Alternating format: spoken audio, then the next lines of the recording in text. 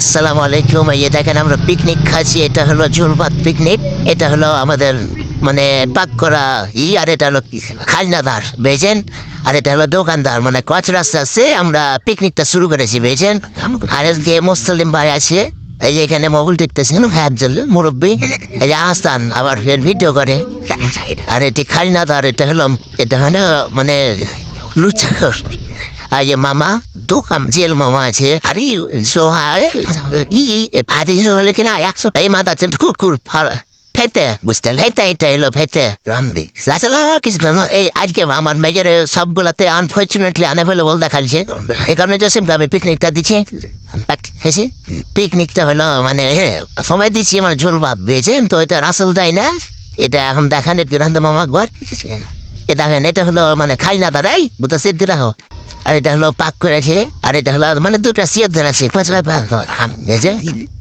থামো থামো আর আসান হাঁটা বাচ্চা আর আসান এই পিকনিকের অর্ধেক টাকা দিয়েছে আর বাকি টাকা আমি দিয়েছি ওই মাতার চুদের কথা